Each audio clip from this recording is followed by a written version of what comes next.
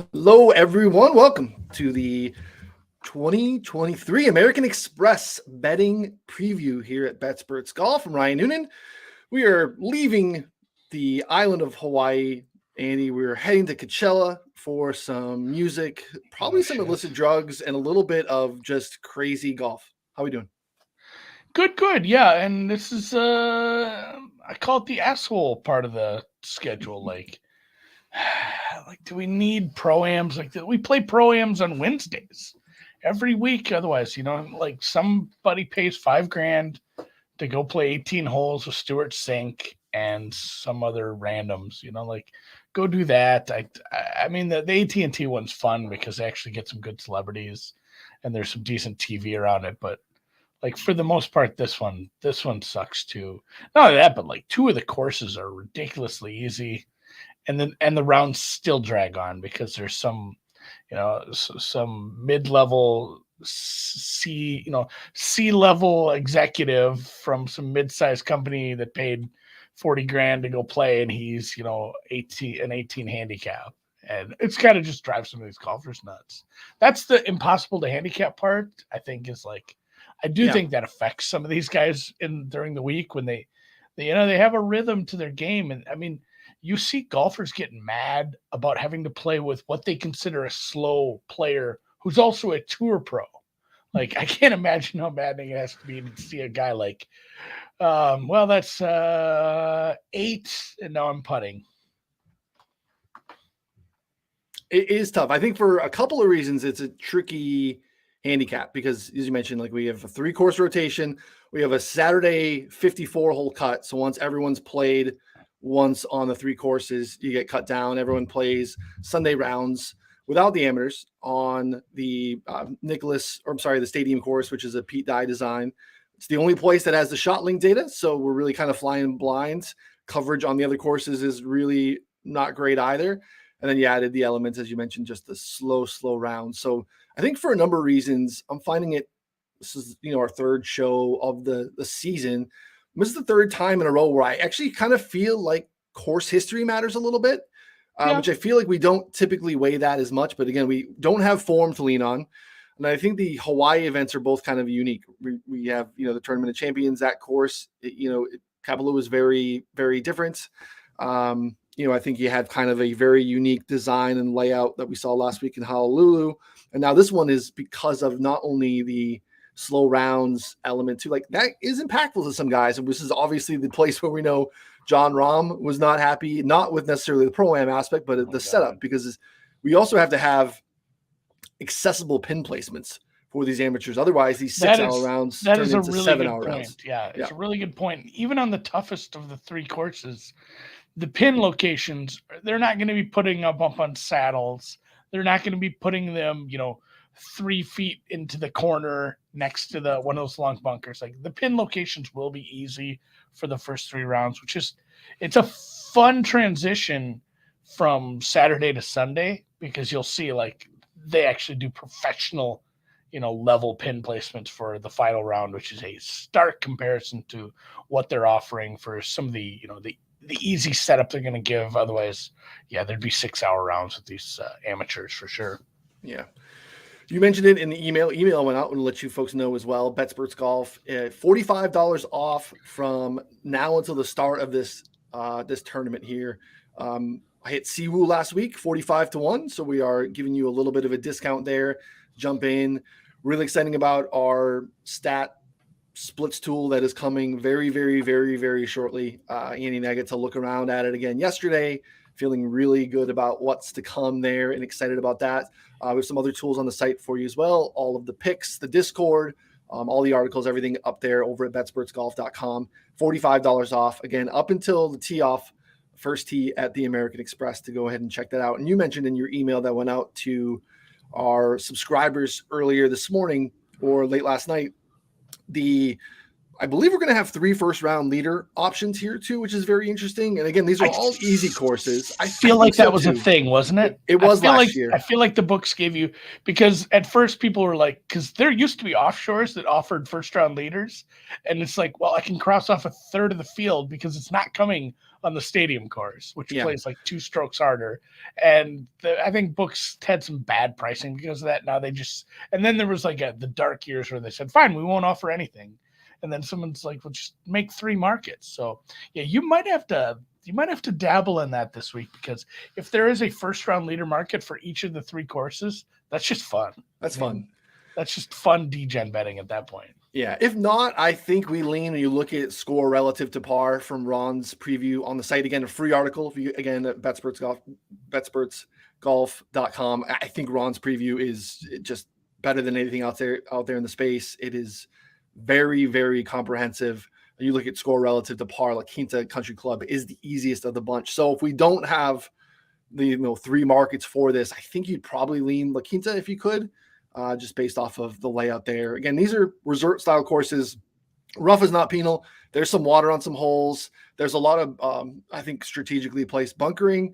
There's the one bunker, I think it's, 16 at the stadium course. That's like just like a comic book.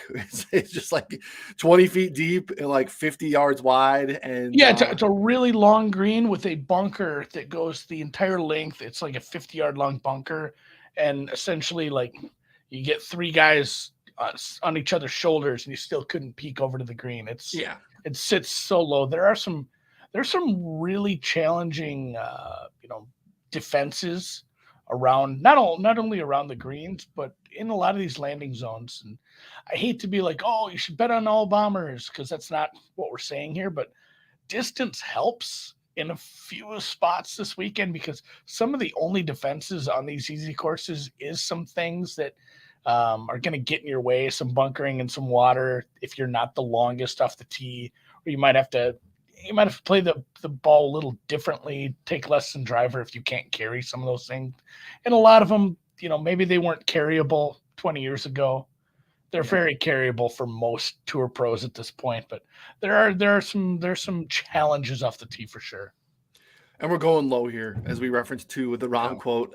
I think 2007, Charlie Hoffman, last one to win this event and not break 20 under. So we're getting low here. And you've heard really good reports about these greens. The guys like putting here, and because of the favorable pin placements, I think you're going to see guys that need to go low. So like personally, I'm interested to see what you get when we break things down. I do think some of the guys that have a like consistently high baseline for putting performances, I do think should maybe be looked at a little bit here. The one thing too, when you look at the last handful of years, 3 of the last 4 winners closed 150 or higher. So we've seen massive long shots deep down the board win here. The one thing that's different this year is the top of the board is loaded.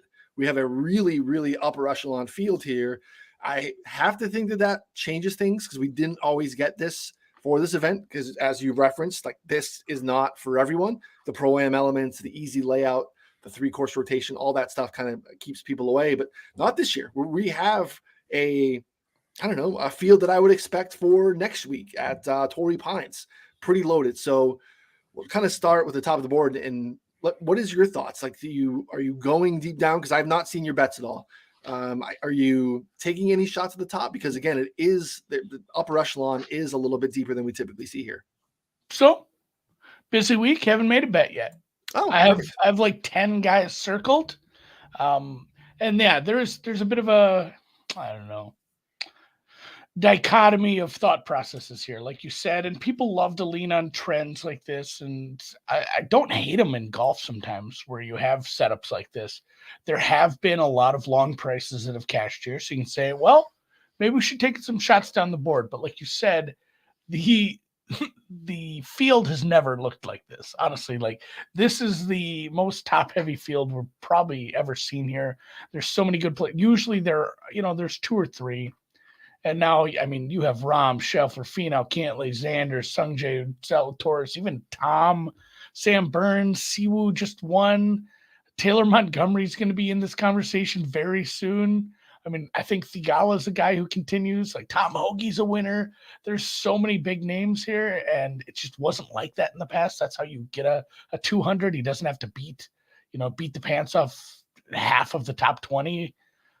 That said, it's still a setup that's going to lean itself towards a putting contest. And if it is a piece of shit fucking putting contest, Dan, like Rom said, then everyone is live. Everyone who has like even commensurate game that can find greens, has enough of a ball striking pedigree to put himself in contention. Because like, what do you need to compete in a putting contest? You just need to get on the green in 2, man.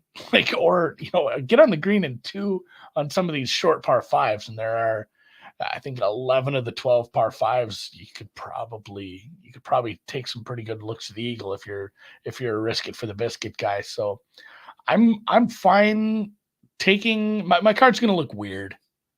Like I'm probably gonna play Scotty Scheffler if I can find the right price. I think that number's broken for a guy who could just murder these courses. And then at the same time, I'm going to take some shots. Like the Luke List number's broken. Like there's some people who it's like, man, if this guy even putts a little bit at a place like this, that's going to be putting so easily. Like, why are these 150, 200? So, I mean, there's some super long shots, and there's a guy that I bet on a ton that's going to make an appearance on this show yet. Yeah. I think you're muted. Yeah, that guy will make an appearance. He should not be where he's priced whatsoever. And I know I have that one earmarked for you for sure.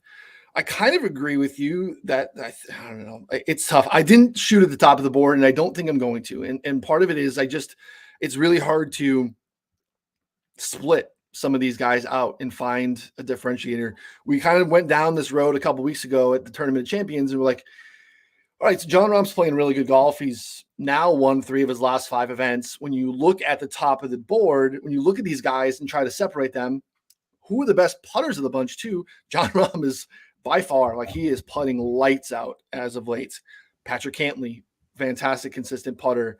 You would put Sam Burns up there. Typically, Burns maybe not in the top tier in this event and has been struggling a little bit, but just in terms of putting in the top of the board, those would be the guys. But Rahm is, again, half of the price of the rest of the guys in that tier. It's hard to justify, but it doesn't mean that he's not the right play, and has obviously shown that even though he doesn't like the setup, he performs pretty damn well here. So I can't separate. Yeah, that's the thing. He's pissing and moaning. He plays well here. Like, that was the same thing at the TOC. He didn't like it. He never not top 10.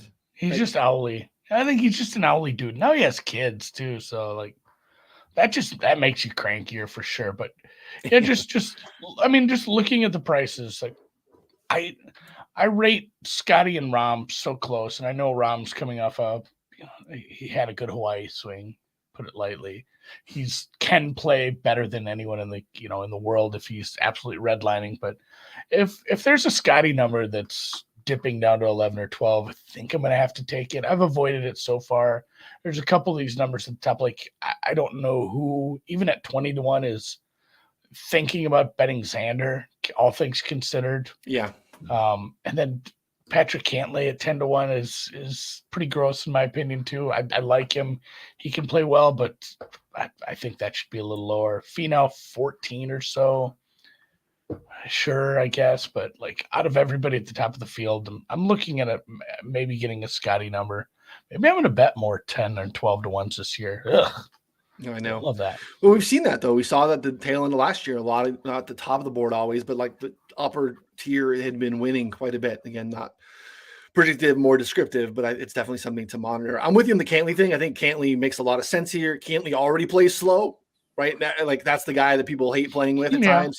To like it. He's top 10 here in his 3 appearances, so he's okay with that type of pace, the 6-hour rounds. But I'm with you. Like 11 is just too steep.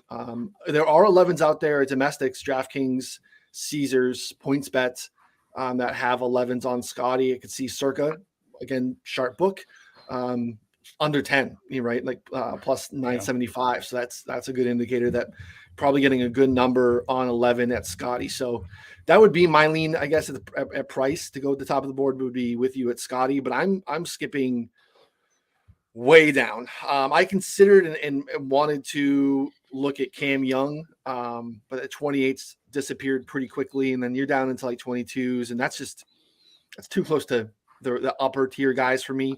Considering I'm basically calling a shot here for his first win. We know that he can putt. We know that he can go low. He's that type of guy too. I have no problem with that. But again, at the current market price, 2021, it's a little short for me there. Zalatoris, and this is actually something I want to talk about here too. Live betting this event, be careful. I would also I would start to go down the board a little bit live as well, because like we know, like Adam Hadwin went for 59 here.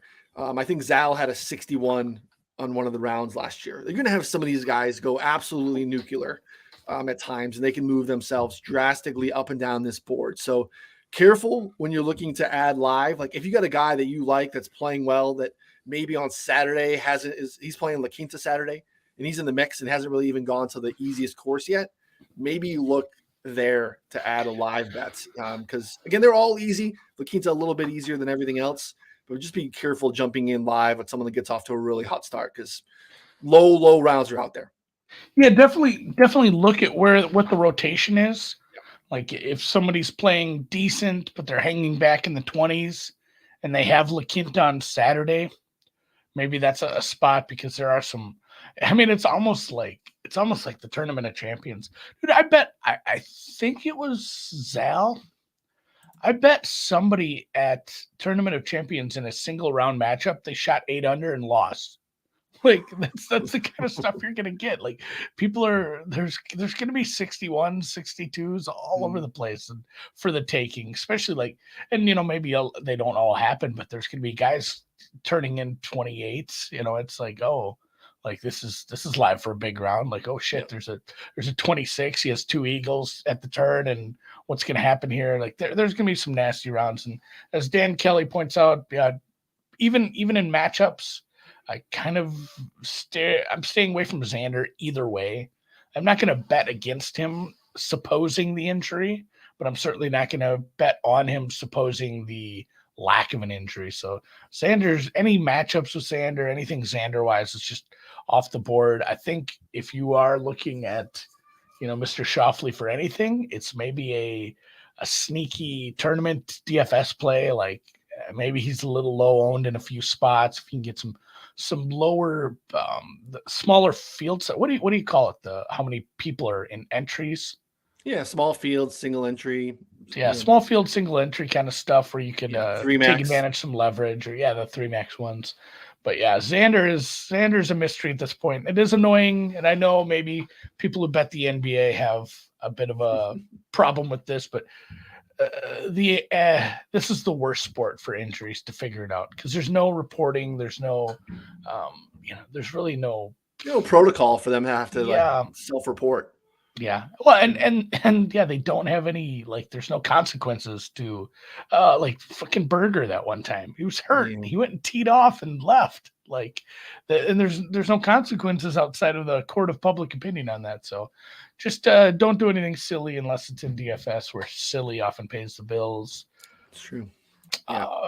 Middle guys. Yeah. And so I don't know, like there's a really big chunk from like Cam Young to like Cam Davis, the Cam bookend stuff, where it's Cam, Zal, Schauffele, Kim, Burns, Siwoo, Harmon, Hoagie, Montgomery, Cam Davis, Aaron Wise. Like there's a heavy middle class here. And honestly, nobody in that spot really piqued my interest besides Cam Young.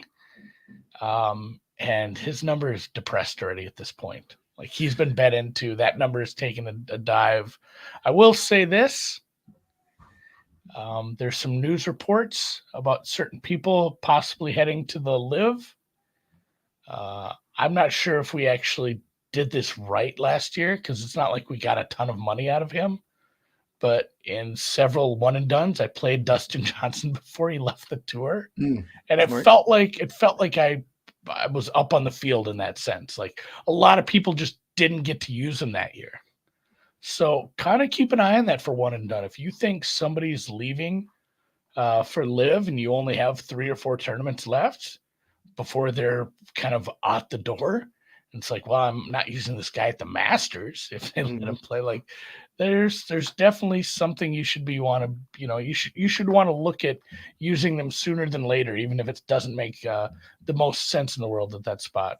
Do you have anyone in mind? Because I don't feel like there's any like just pressing live stuff, unless I missed something in the last 24 hours. I feel like Cantley's come out and actually been a little bit more strong to say I'm staying and I like the PGA Oh no, I mean Tour. it is the Cam Young is the one. Oh, Cam Young, okay. Like Cam Young is the big rumored one at this point. But again, who knows when it would be? Yeah. It could be, it could be a long time from now. And there's a couple of their names with him, but they weren't huge names. So Cam Young is who I was referencing there. Okay. Right now, it's just rumors, but honestly, the live rumors are hitting at like an 80% clip. For sure. Outside of Hideki, it's like everybody who said was, the news gets a hold of did go. So, and yeah, Berger, that was one of the other ones. Thanks, Mr. 618 there. So yeah. No injury news on Berger, no update on Berger when he's coming back or whatnot. So so this middle is where I'm living this week. I have last week I had 3 outrights, kind of lived in the middle as well. Though I did have, I think, like Henley at 28. So the shortest on the board right now is 42 for me. And that's Tom Hoge. I don't know. He played better than I think he finished like T41 last week, but 9th in approach, which again, we know that's kind of his, MO at this point. He's just always just dynamic with strokes gained approach. Poor chipping performances on the weekend, I think, brought those numbers down. But really, if you look at you can play around with sample sizes and do whatever you want. 36 rounds, 50 rounds. Tom Hoge is going to be like top 2 or 3 in strokes gained approach. He's first in birdie opportunities gained, so he gives himself a lot of good looks. He's flashed the ceiling here before. He had a runner-up last season, 6 back in 2021. And he's played well at the other Pro-Am. Played well last year, cashed to 60 for me at Pebble Beach. So, yeah, Hoge at 42. I should have pulled the trigger because there were like 50s available briefly first thing in the morning yesterday. I'm just in the habit of I go to bed Sunday night with a handful of guys in mind and a handful of numbers in mind. I'm like, okay, if I can get these 3 or 4 guys in this range, I want to take a look at, 7, 8 a.m. when these numbers first start to pop. So Hoge was one of those guys. I got lost in dad life and didn't pull the trigger on 50. And now I'll take a 42 and I don't feel like I got that bad of a number. It's pretty readily across the board. There's some 40s out there still, but I still think 40 is in play for this guy. And yeah, we just know he can go low and he does what we need him to do here. So Hoge is my shortest play. Yeah. I like a couple that too. others in this range. Where'd you get him at? 45. FanDuel at 42. Okay. I think that's acceptable. And I didn't even really think of that until it just came out of my mouth because I hadn't thought so much about the Pro-Am aspect of this and how some players don't like it. But yeah, Tom Hoge won Pebble Beach. And it seems like he's perfectly fine, probably gambling with the amateur in between shots, honestly. He texts the amateur and says, bring a wallet full of 10s and 20s because we're betting on every single shot as we go. And that's a good way to kill a 5-hour round. So yeah, I like that quite a bit. I'm a Hoge guy. I haven't bet anyone in this range. Like I said, I'm probably going to be deeper down. If I can find a better young number, I might consider that. I hate this argument because he just won and maybe that takes away some value, but I still show value on Siwoo at his current prices. Yeah, same. Siwoo, I'm probably going to do a finishing position bet on Siwoo. That's the call. Like just he it's so hard to win back to back. And I know that's a dumb narrative, but at the same time, like we've seen it though. I don't see how he doesn't top 20 this. Yeah, Cal and I, shout out to Cal, one of the best golf DFS players in the world, and who also wins golf bets at a pretty. And that's not hyperbole. He was in the golf championships last year on DraftKings. Cal and I talked about this last year too. Like we want form, right? We talk about form all the time. We value form more than anything, but not too much. But not too much. If you win, that form is too good, right? Like we don't want you anymore. You've already won, so we have to just cross you off. And I think maybe the application for Siwoo is better in the DFS side because you will have people that will not click there just because he won last week. I think from an outright standpoint, I'm not chasing, but I also think like he's going to be in the mix. He likes it here. The reasons that he was on the board last week, though, like last week, part of it was like driving accuracy, and there was again shorter course, positional things matter more. Whereas like positional, typically we see that on the shorter courses where you have to put yourself on the right side of the fairway. That doesn't necessarily matter here, but again, like he's still great off the tee. He's going to find fairways, find greens, and if he can putt similar to what he did last week, we know he could chip the hell out of the ball. That saved him and actually won in the tournament with that chip in on 17 last week. So yeah, I think crossing Siwoo off just because he won last week is kind of a fool's errand. But I have three more in this range that I'm going to fire on. I'm going to start with Cam Davis, my favorite play of the board. We talked about Cam last week. I said I think we'll have Cam be brought up as a topic a lot this year. There were 66s available yesterday, and I jumped in at 66. Yeah. It's just way too long on this kid who I think just is going to continue to ascend. We've seen him. He played well at Hawaii. Played well here. So again, another guy that's proven to like or at least tolerate the Pro-Am elements, third, a couple top 30s here as well. Just again, he has length, but he's actually, some of his best finishes have been on shorter courses. Almost won at Harbor Town. It's a Pete Dye track. Stadium course here is a Pete Dye track. Again, more positional, but again, familiarity there. We know that when he's at his best, he can go super low. 2021 Rocket Mortgage, he won. I think that was like 18 under. And again, par 5 scoring, it matters here. Even though like everyone can get to the par 5s in 2, you have to capitalize here. You have to take advantage of it. He's top 10 in par 5 scoring in the past 36 rounds, birdie opportunities, tee to green, everything. So anything to 50, anything to 40 for me, for Cam Davis, I think makes a ton of sense. A guy in matchups I think I want to take advantage of too. I'm going to try to get into matchups more this week. And then more so towards the season in general as well, tail some of your stuff. And I want to do a little bit more of a deep dive in it too, because I think there's some advantageous prices at times. So if you shop around. So yeah, Cam Davis is a guy that I love. I'll let you talk about Cam Davis before I share any of the other guys. No, it's another one too where I just think I missed the boat. Maybe this is one of the biggest holes in my golf betting game is that I bet and care too much about the NFL, and I just don't take the time on Sundays to look at openers. Yeah, I'm betting. In we got the Sunday show. I know, and I hit like 6 outrights last year, and none of them were at the best price, which stinks. It's still nice to get that money, but boy, yeah, I need to work on getting up a little early because Cam Davis is right up there with him. He got bet up. I like him, but maybe not at 40. Looks like I'm seeing 50 is the best number out there in domestics. If there were a 50, I'm gonna dig around and see what I can get. It looks like 48 at Pinnacle. Yeah, I certainly don't have Pinnacle. Well, okay. I can. It's just I don't have Pinnacle easily available. You can have someone bet there for me, but if I can find a 50, I will bet him. But I don't know. I like Sam Burns, but are people betting him just because they think it's Bermuda, even though it's not Bermuda? Like his number kind of sucks. Like I thought I was going to get a 45 on Sam Burns here, so I'm sad about him being 30 in the market. Would have bet him, not going to. It's 30 at Chris. If I can find a 40, I will bet Sam Burns, even though it is not Bermuda, as Ron so eloquently put. As we head, I wish I had like a graphic for this. Andy's agronomy corner. But there's two kinds. There's more kind, but there's warm season grass and there's cool season grass. And warm season grass, like Bermuda, like zoysia, like some of these southern centipede grass, they still grow they still have cycles like everything else, like a plant. And like even though it's still California and it's awful nice compared to, I don't know, maybe you're up here, you're in Saskatoon listening to this and you're saying, well, like 50 degrees sounds pretty good. Yeah, it sounds good to me too. I'm in Minnesota. It sucks here, but even with the nicer temps, it's still too cool for that sort of grass to Bermuda to be thriving, and it's in its dormancy.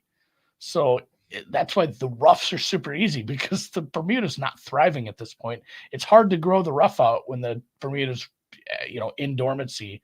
And it goes for the greens too in the off season. And we see this in like Japan. They'll actually have 2 different greens.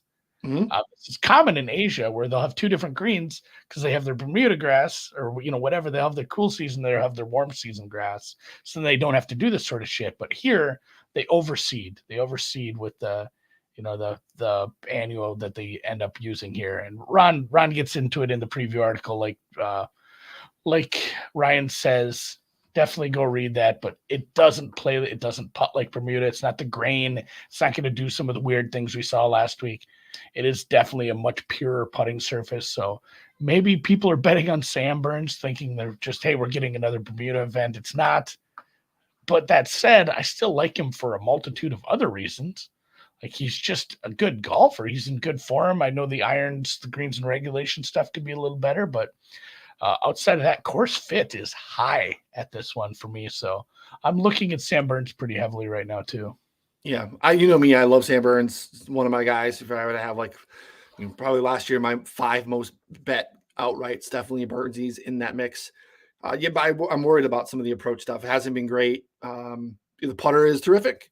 He's can spray it off the tee, but he plays here a little bit, so it's not a problem. So yeah, there's looking at mostly 30s, mid 30s on Sam Burns, which again, that I think is built into some of his form. I think if we had a really prime in form Sam Burns, I think he's in the 20s. And so, I don't hate just looking at long-term form and thinking this guy's better than how he's been playing of late. I'm going to, buy in at a longer number and let him bounce back a little bit. So I don't think we're going to get to 40 really. Actually, PointsBet has a 40. But like Chris is 30, Circus 32, 31 at FanDuel. That's more of in line with what the rest of the market is. So if you have PointsBet and you're not limited, you can take a shot at 40 on Sammy Burns there. You can also bet where Tom Brady's going to go next. They just opened up the market there. I think they're the only legal, but it's only in Illinois, which Ryan, that's you. So he's gonna go hang out with his new girlfriend. Yeah, that's it for me in that entire stretch. Like again, Cam Davis and Hoagie I love, but they've been bet down too much. Yeah. Everybody at the top I hate outside of Scheffler. There's a few guys I feel like I just missed the boat on. Adam Hadwin was close. I need a little bigger of a number on him. Other than that, it's basically going to be me searching for some price on some of these guys that I've mentioned and then taking some bombs. And I have 10 bombs I could be looking at. There's a lot. Yeah. I got 2 more in this range, and then let's do bombs because I jumped down pretty significantly in my last one. Taylor Montgomery. Look, at a certain point, winning golf tournaments is hard. He has not done that.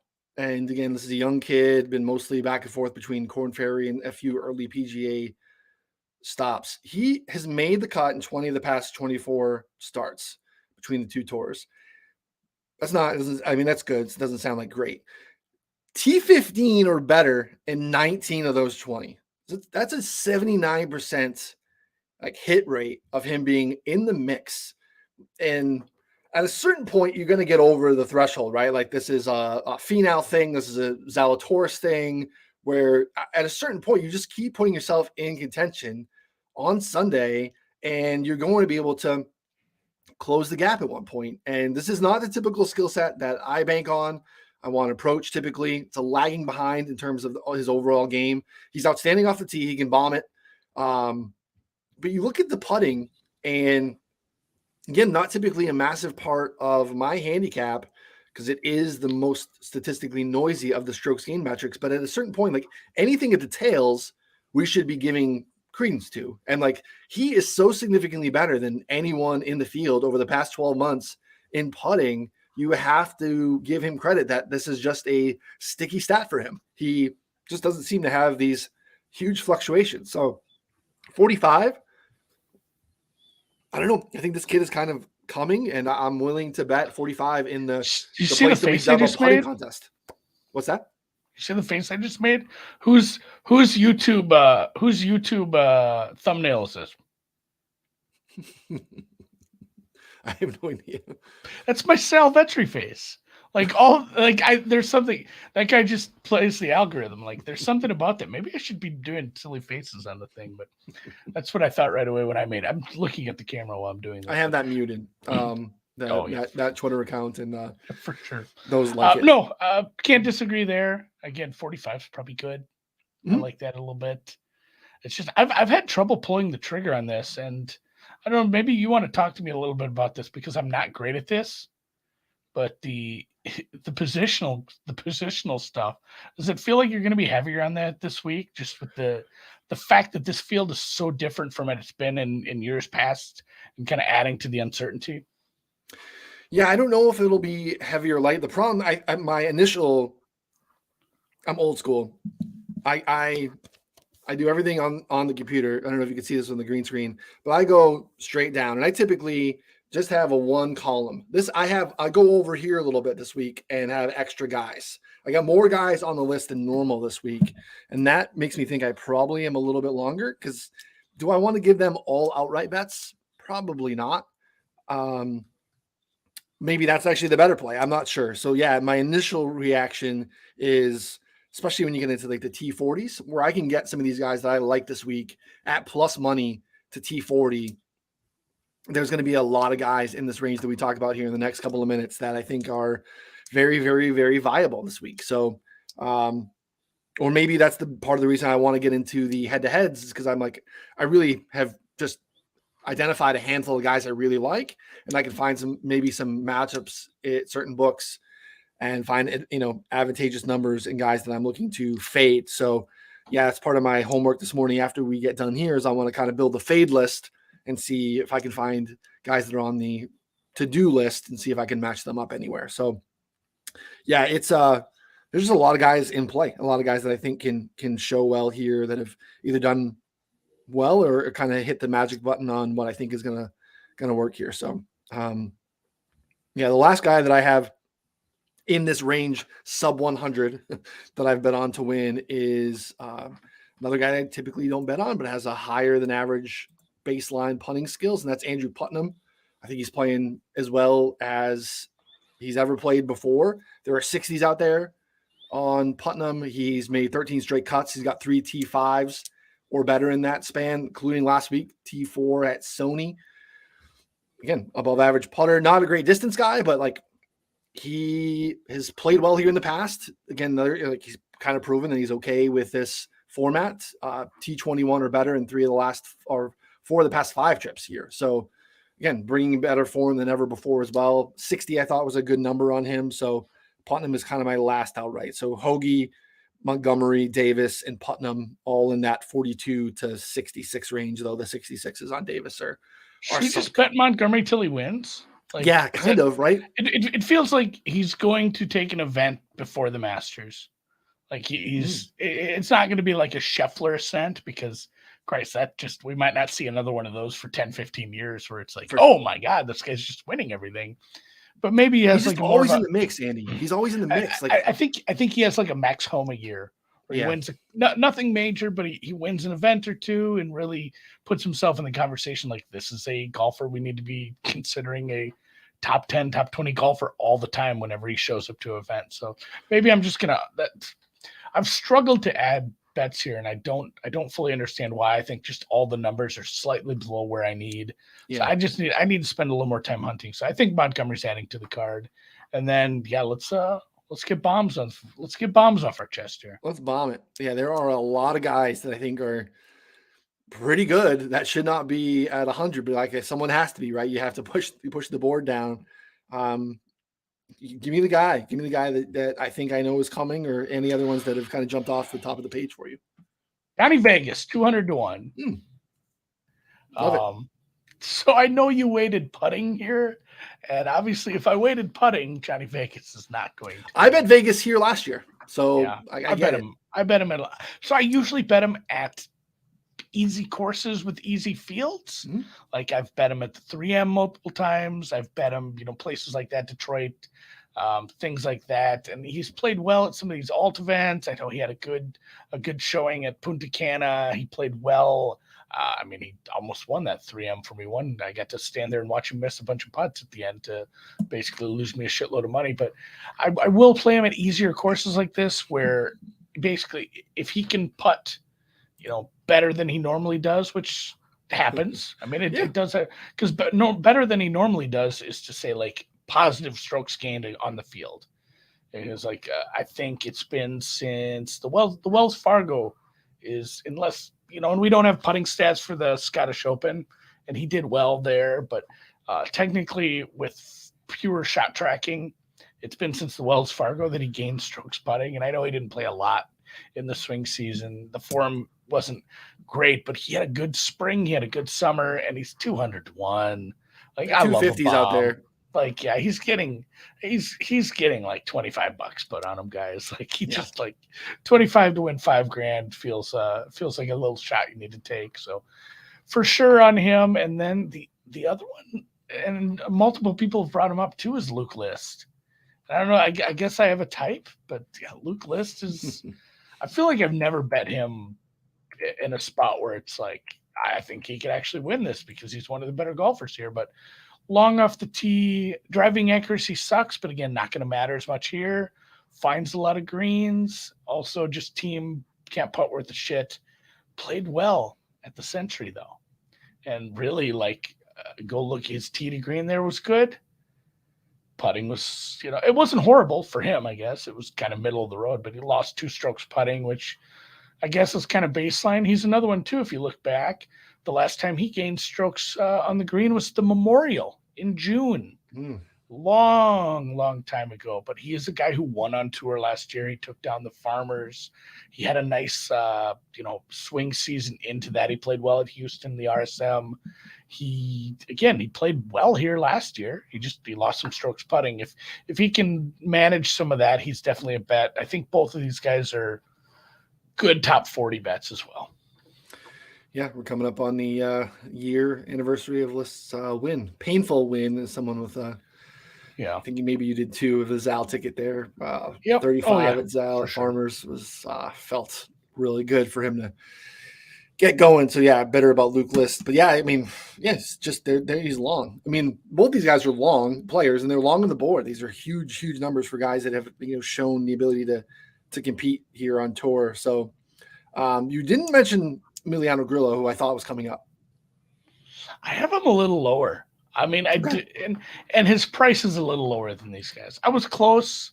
I may still, but I think I'm going to have a handful of top 40 bets, and I think you kind of nailed another one here. So the guys on my short list for top 40 are Vegas and List, but then also Matthew Neesmith, Davis Thompson, Ben Griffin, who I liked how he's played so far. The real gross one that's going to be a big number, Eric Van Rooyen, whose form stinks but fits the course pretty well. And then Grillo, Smalley, Mitchell, kind of guys of that nature. Callum Tarrant is somebody I wrote down. Absolutely on the list. So I could not believe how much. I'm going to dig a little deeper, see what I can get for top 40 prices. I have a bunch of money in my DraftKings account. I just never go to Iowa anymore. So I'm going to go down there and hammer some top 40 bets because it's really the only thing that stinks about the offshores, and there's a lot of things you can bet on the offshores, is top 40 isn't really a thing. That's more of a legal book deal. So, I mean, DraftKings, FanDuel, PointsBet have those every week. And for the most part in the offshore market, it's not a thing. Yeah. Domestics, finishing position bets. The best place to go. I know it's hard for some people because the limits are a challenge. It's PointsBet. It's BetMGM. Oh, really? MGM pays ties in full. No one else pays ties in full. You have to know the house rules because certain books will chop your odds. Yeah. Certain will chop your stakes. And you could feel like, I hit this guy, T30, and so did 9 other guys. And all of a sudden you are not even getting your full stake back. So it matters. So you will, typically see worse numbers at MGM slightly, but to me, it's worth getting, ties in full because you'll see leaderboards like we saw last week that are just jam packed. And, there is no top 30 market. Like there's a guy at 19th and, guys goes all the way to 28, and then all of a sudden you're at 42. There's just a bunch of guys tied. So you want to have that that assurance, and ties in full matters to me. So, and in the offshore world, that's Bovada, Bodog for you Canadians. Like, they are the one that pays ties in full, and a lot of people will say, well, why would I bet him there? He's 3-1 to top 20. I can get him at 4-1. It's like, yeah, because if he chops, that 4-1 turns into a -115, and suddenly you lost money on the bet. Correct. So there's a trade-off. You get a worser number, but there's probably some complicated math that I would be no good at to figure. I was gonna say out. I don't have the math in my head done. There are times where I'll look and be like, all right, that number's significantly worse or significantly better somewhere else, and I'll take a shot. But especially at like the top of the board, when you typically see a little bit like the bands are a little tighter. If I'm shooting at like top 5s, top 10s, I'll get the ties in full. I did want to mention. So I went over to Bovada just now, again, Bodog for you Canucks, and they do have first-round leader markets up, separated by course. They have three separate first-round leaders. So hopefully everybody follows suit. Hopefully that's up everywhere. That's going to be a fun one. If I get time on Wednesday, I'm going to dig into those, because I feel like I'm going to place like 5 on each course, and that'll be a lot of fun. It'll be fun to sweat multiple first round leaders. I don't know how I'm going to do that, like tracking wise. I'm going to have 3 different leaderboards and just star everybody at one course, or I'm probably going to have to build a spreadsheet for this, truthfully. Yeah. Maybe I'll just check the accounts afterwards. Whatever. Fuck it. It's Thursday.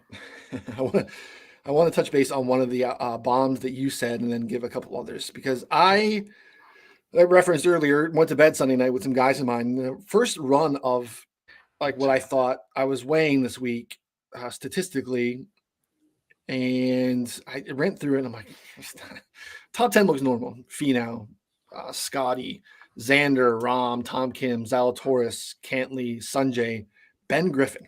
I'm like, what? I have him up pretty high for a Ben Griffin, I think. I moved the sample around a little bit. I'm like, no, same. He's even better. So I don't know. Top 12 last week at the Sony, really nice swing season. He had a top 3 at Bermuda. Shown massive ceiling on the Corn Ferry. He had 10 top 20 finishes in 24 starts last year. He played the Wyndham last year, the one that Tom Kim nuked the greens on Sunday and won. Solo 4th for Ben Griffin. He was in the mix. Great distance. Sprays it off the tee. So when you look at kind of where he goes awry, I just think that the driver was just so bad that day, and he's kind of all over the place. If you can avoid the water here, we'll take the plus distance and a little bit of spraying off the tee, because the rough is not very penal, as you mentioned too, with your grass breakdown. Really good at short par 4s. There's a lot of those at the 3 courses here. Approach game is really strong. Again, I know we don't want to chase a ton of winners here this long, but as we mentioned, like, we've seen guys win here. So there are 200s out there on Ben Griffin. He's definitely making the card for finishing position bets, matchups if I can find him. But I took him outright at 200, and like, I couldn't believe he was 200. I was surprised. Now, again, small sample, but like, this could be a guy that, if this stuff is sticky, the approach game and the plus distance, like, this was Sam Burns for me 3-4 years ago. I bet Burns all the time, because I'm like, man, he could putt better than field average. The approach game is pretty nice. If he can find fairways occasionally, this guy's going to put it all together at some point, and like, we should be betting him at 200-1. So yeah, he's a bomb, but I think he's a great play. He's cheap on DraftKings. I think we're going to take some Ben Griffin, and if this looks to stay, he's going to find his way on my card quite a bit, especially at these numbers. So you mentioned him in passing. I wanted to give him a little bit more of a long look. I think he's in play. Same kind of thing. Like, I didn't like downweight it. I just straight up didn't use it. I don't care how inaccurate you are off the tee. I just want pure ball striking. Like, it maybe you're inaccurate off the tee, but you're able to make up for it. I want to know. I don't care how you're getting there, as long as you're finding your greens in regulation. You spray it a little, especially the guys who can do it on courses with deeper rough. If you can do it there, you can really do it here. Like, again, putting it out in the first or second cut isn't a big deal here. I think you're going to be just fine. And Ben Griffin definitely matches that. Yeah. So Seb calling me out. I might bet him. I know you've said that like 3 times. I just keep giggling. going to bed with guys in mind on Sunday nights. Yeah, that's Mayo It's the calls me out for meme. that. You and your wife. It's the meme, or he's probably thinking about golf outrights. Yeah, I typically say a guy was hung at a certain number on the prop show, and Mayo typically roast me for that on our a prop drop show for you prop football bettors. But yeah, Freudian slip, I guess, 3 times, but you know what I meant. Oh yeah. Yeah, there's I'm with you on Callum Tarrant, Neesmith, Cage Lee. He's not necessarily a bomb. He's too far down the board. Lee Hodges, like I don't bet that guy a lot, but like approach game is really solid. He actually finished 3rd here last year. He had a nice little swing season. Go back. I like both Taylors. Nick Taylor and Ben Taylor are both popping for me. I think higher. And then there are 2 guys that I don't think you're going to be interested in. They are definitely guys that could play 5 holes and pack it up. But the pedigree is massive. The form is better than it's been, and the numbers are super long. Jason Day and Justin Rose. They haven't played here a lot, but they've played here recently. Talking with our guy, shout out to Travis Fulton, Stripe Show podcast pen here, actually. Yeah, like Jason Day's made some swing changes with his coach. They feel really good about it. He also is a guy that's played these pro-ams really well. He's played California golf really well. Again, we know that Jason Day is as fragile as they come. So is Justin Rose. Like he can just not feel well and just be like, get off to a slow start and just, slam the trunk and be out. But they're way too long in terms of, I think, how they can play and how their approach games work. So probably finishing position bets or matchups for me. I'm not taking necessarily outright shots on them, but maybe that's the way I should. I don't know how to approach it, but they're on my list and I feel like I want to give them a look. You know how I'm using that information? I'm not going to bet on those guys. I'm not going to bet matchups on those guys. I'm not going to encourage anyone to bet on those guys, but I will think twice about betting against them. Yeah, I did see the Jason Day swing stuff. I've faded him quite a bit over his career. Same. Yeah. Oh yeah. And I probably will avoid, betting against him at least in matchups, knowing that it's starting to improve a little. Justin Rose, I still have no idea on, man. Yeah. Justin Rose can still putt really, really I think well. the last time I bet against him was bet on him was the Sergio Masters. Yeah. And I bet, and then I live bet Sergio just to get me out of that because I didn't want to cheer for Justin Rose anymore. Broke even on that win. I bet just enough to call it a wash. He's not a fun guy to root for. That's for sure. But I don't know. It's not been awful. Like short par 4s, pretty darn good over the last year or so. We're gonna get a lot of those here. Gives himself birdie looks, but it's still a really good putter, top 10 in the field for me over the last 50 rounds or so. So there's some stuff there that I think is interesting. It's hard to click, but again, the pedigree is very, very strong. So it feels like a guy that could be getting ready to go to live as well. Not that you want to use a one and done shot on Justin Rose, but that feels like again, non-American, late in his career. That, maybe they just don't want to give him the bag because they haven't seen anything from him. But, the name value, I would assume, for, an under Englishman, I would think that Justin Rose would be on the list. So, yeah, there's a lot of dudes we mentioned here. And that's kind of what these courses do, right? They bring a lot of the bottom in. And we've seen it here with historical finishes and such. So, again, Rahm will just go out and go nuclear. You just go 62, 61, 61. And, come Sunday, we'll be like, we spent a ton of time talking about 50 guys that didn't matter because Rahm showed up. Yeah. Yeah. Ben Griffin, solo second, 4 back. Yeah. Kind of one of those things, which that's where the positional betting comes in. So exactly. All right. Like I said, legitimately the only bet I've made so far is Jonathan Vegas at 200. That's the best I could get right now. And small bet, but I will be looking hard at Montgomery, Hoagie, maybe even Davis if I could get it. I'll be looking at Scotty if I can get a better number, maybe a Scotty live bet. Yeah. And yeah, everything I end up betting I will have over on the Bet Sports Golf Discord. If you have any other golf questions, obviously just drop it in this YouTube. If you're watching this after the fact, You can drop it in the comments underneath in the replies under this YouTube video. You can hit us up on Twitter at AndyMSFW, at Rye Noonan, R-Y Noonan, just like it's spelled in Caddyshack.